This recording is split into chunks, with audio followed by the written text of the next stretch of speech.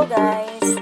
Hi Karis! Hi Kaukay! Hi Kagala! Share ko lang po ang nabigyan po ng JJ Freelove ng isang sapatos para po sa isang batang masipag at matyaga sa pag-aaral.